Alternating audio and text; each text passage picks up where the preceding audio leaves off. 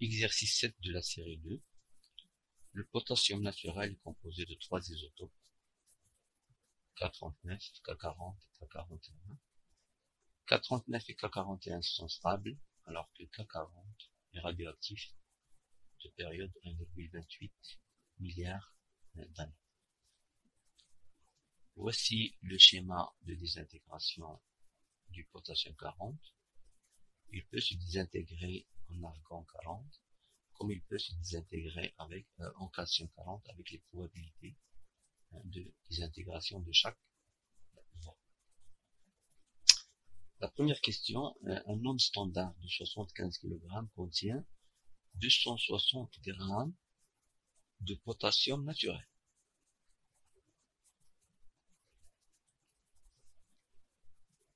Calculer son activité. Alors, 260 g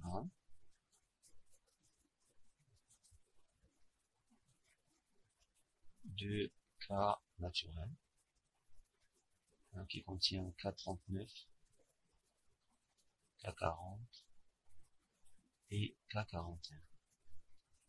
Alors celui-là est l'élément, le seul élément radioactif.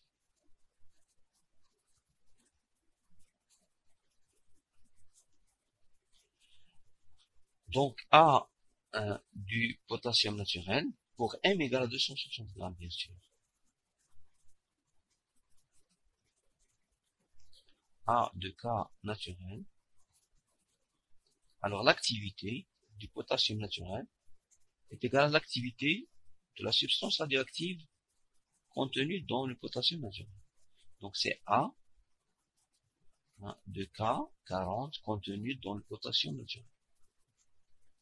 Donc c'est lambda fois N de K40.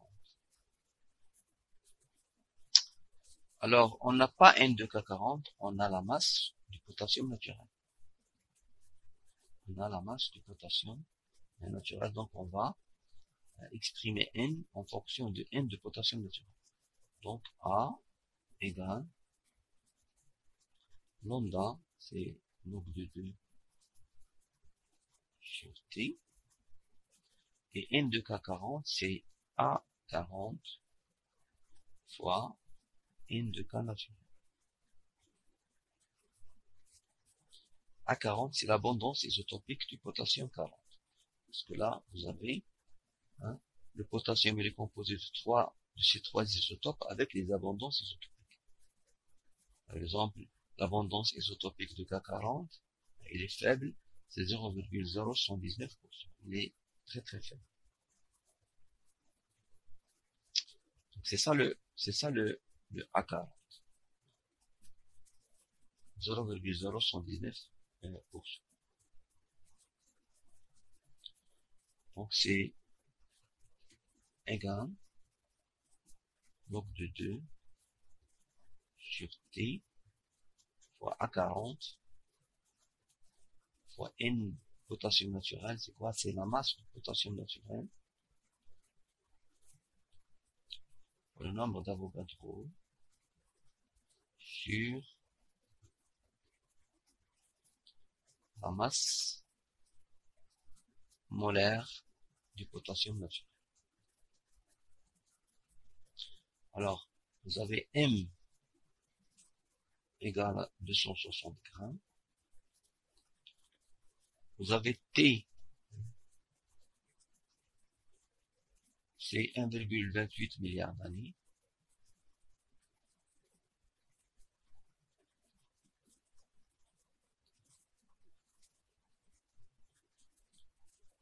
Le nombre d'Avogadro, c'est connu. La masse de K naturel,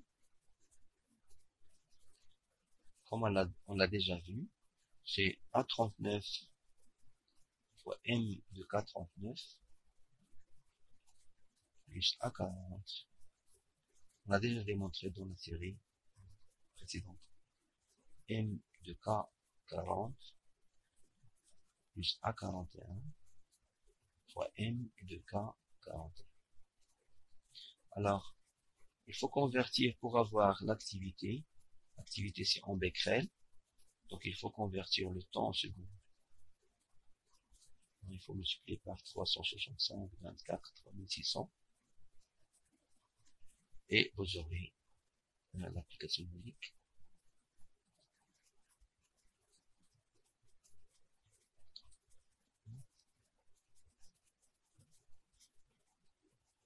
Vous aurez A égale 8199 décrets. C'est ça l'activité de 260 grammes de potassium naturel. La question numéro 2. Calculer les activités partielles, c'est-à-dire l'activité suivant cette voie et l'activité suivant la voie 2. Voie 1, voie 2. Alors, l'activité, d'abord l'activité totale, c'est la somme des activités partielles.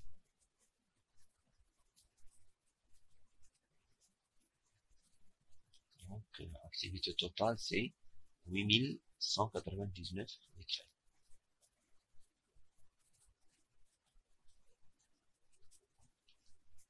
Égale à lambda fois n de K40.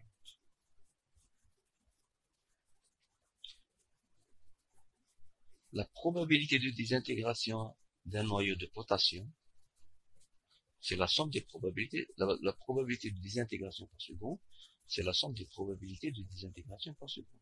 C'est lambda 1 plus lambda 2.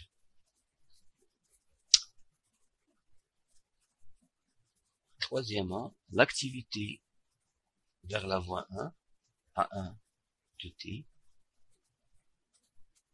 pardon, c'est A1, T égale 0, hein, A1 égale à lambda 1 fois N de K40 égale à lambda 1 sur lambda fois lambda N de K40 égale à lambda 1 sur lambda, et ça c'est l'activité A. Lambda 1 sur lambda, c'est ce qui est donné dans l'énoncé. Ça c'est lambda 1 sur lambda. Et ça c'est lambda 2 sur lambda. Donc lambda 1 sur lambda c'est 10,72%. Donc c'est 10%, 10,72%, c'est-à-dire 0,1072. Ça s'appelle facteur d'embranchement de la voie 1. Facteur d'embranchement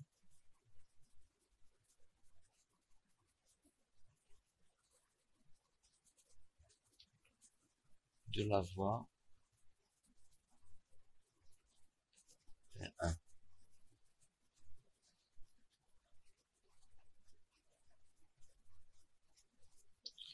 Donc, A1, lambda 1 sur lambda, c'est 0,1072 fois l'activité A qui est 1199, égale, donc, A1 c'est 879 décrets.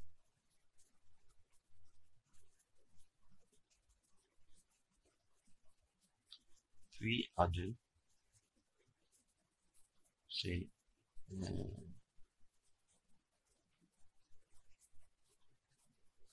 89,28. Donc c'est lambda 2 sur lambda A égale 89,28.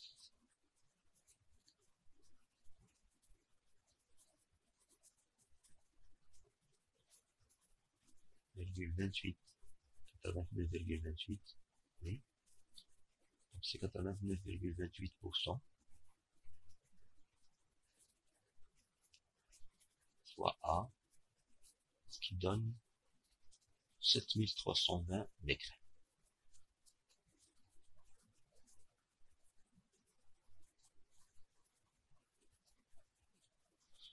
La question suivante. Calculer la masse de potassium naturel. La masse de potassium naturel qui correspond à une activité de 1 microcurie. Calculer la masse de potassium naturel qui correspond à une activité de 1 microcurie. On peut refaire le calcul dès le début, mais je vais montrer que l'activité, l'activité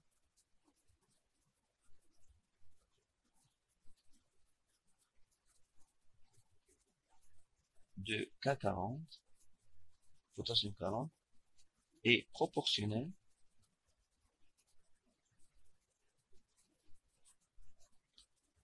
à la masse de K naturel. On va le montrer. Donc A, c'est lambda fois N de K40 égale lambda. N de K40, c'est A40, l'abondance isotopique, fois N de K naturel, égale à lambda A40. N de K40, c'est la masse de K naturel. N de K naturel, c'est la masse de K naturel, fois le nombre d'Avogadro sur la masse molaire du K naturel. Alors, égale, donc l'activité de K40 est proportionnelle, puisque lambda c'est une constante, A40 c'est une constante, le nombre d'Avogadro c'est une constante, et la masse molaire du potassium naturel aussi c'est une constante. Donc, l'activité de potassium 40 est égale à une constante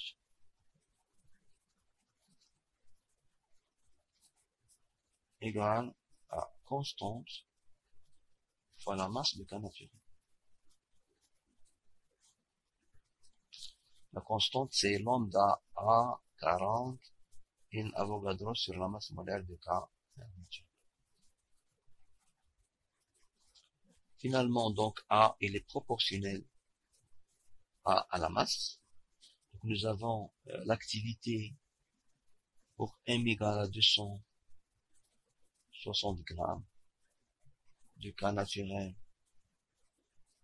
Nous avons A égale à 260, égale à 8000.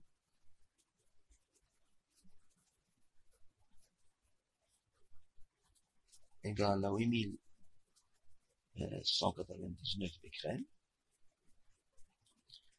Pour, on cherche M, pour A égale, qui correspond à A égale à 1 microcurie. C'est-à-dire 3,7 10 à la puissance 10 fois 10 à la puissance moins 6 micro, 10 moins 6, donc c'est 10 à la puissance 4 becquerels. On fait la règle de 3 puisque c'est proportionnel. Donc M égale 260, M égale à 260 fois l'activité 3,7 10 à la puissance 4 sur A0 sur l'activité de 260 grammes, 8199 égale à 1,173 kg.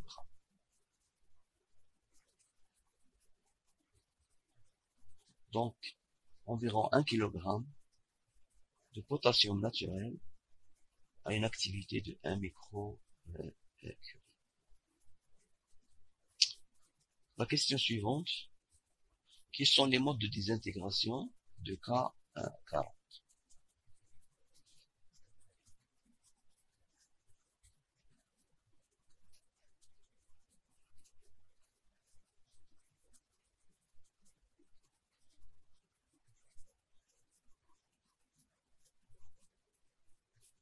Donc le cas 40, le potassium 40, il peut se désintégrer vers le calcium. Je vais voir ici si c'est plus clair. Il peut se désintégrer vers le calcium 40. Donc c'est une transition isobarique. Z augmente d'une unité. Donc ça c'est une désintégration bêta. Là, c'est une désintégration où Z diminue d'une unité. Donc c'est ou bien une capsule électronique, ou bien une désintégration bêta plus. En général, il faut chercher est-ce que la désintégration de bêta plus est possible, puisque c'est la plus exigeante en énergie. Donc, on calcule Q bêta moins, c'est la masse du père moins la masse du fils. Donc ça c'est bêta moins ici. Donc c'est la masse de K40 fois C carré moins la masse de calcium 40 fois C carré. C'est 1,31 MeV.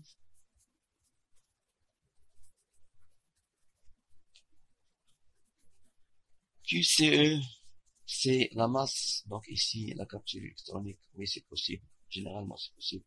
C'est la masse du père moins la masse du fils.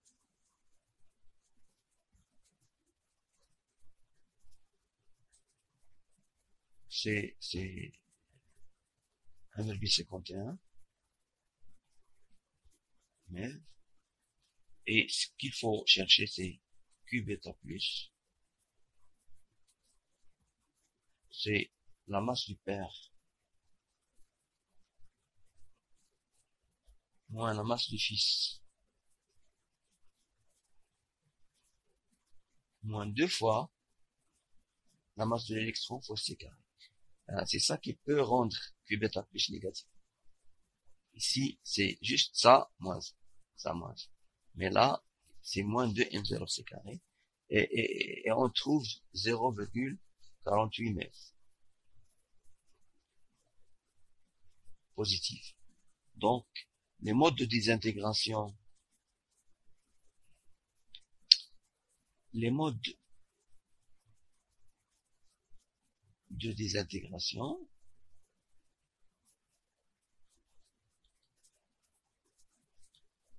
possibles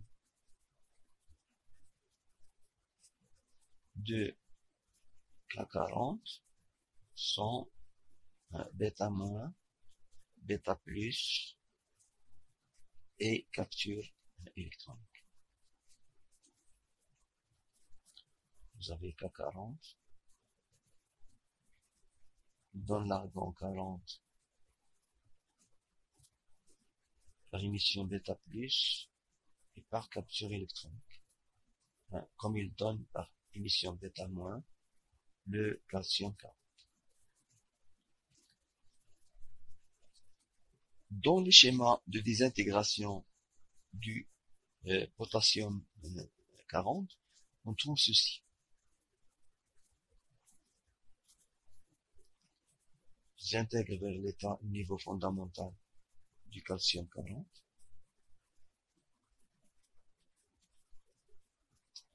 Zéro. Comme il peut se désintégrer